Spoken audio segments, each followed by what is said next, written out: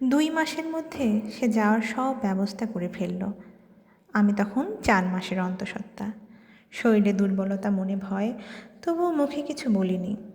সে আমার পাশে বসে বলল, তুমি চিন্তা করো না, আমি তাড়াতাড়ি ফিরে আসব। আমার সন্তানের মুখ দেখার আগেই সব ঠিক করে ফেলবো, ইনশাল্লাহ। তার কথা শুনে চোখে পানি এসে গেল। একদিকে আনন্দ, অন্যদিকে ভয়। কেমন যেন মিশে গেল সব অনুভূতি। ওর চলে যাওয়ার দিন এসে গেল। সে আমার মাথায় হাত রেখে বলল, তুমি শক্ত থেকো, নিজের যত্ন নিও, আমি তোমার জন্যই যাচ্ছি। আমি শুধু মাথা নেড়ে বললাম, আল্লাহ তোমার হেফাজত করুন।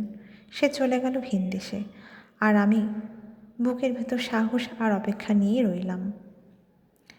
সে চলে যাওয়ার পর থেকে কেন জানি আমার শ্বশুর শাশুড়ি, শ্বশুরবাড়ির মানুষগুলো বদলাতে শুরু করলো। আগের মতো আর কেউ কথা বলতো না। শাশুড়ি মা, যিনি একসময় হাসি মুখে সব শেখাতেন, এখন ছোট ছোট বিষয়েও রাগ করতেন। আমি 4 মাসের প্রেগনেন্ট, শরীরে দুর্বলতা, মনে ভয়, তবুও কিছু বলতাম না। ভাবতাম হয়তো সময়ের কারণেই সবাই ব্যস্ত, তাই এমন করছে।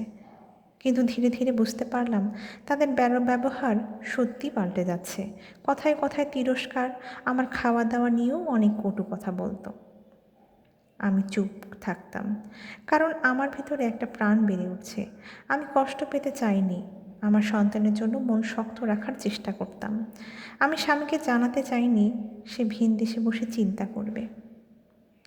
প্রায় 1.5 মাস পরে সে টাকা পাঠিয়েছে আমার শাশুড়ির অ্যাকাউন্টে।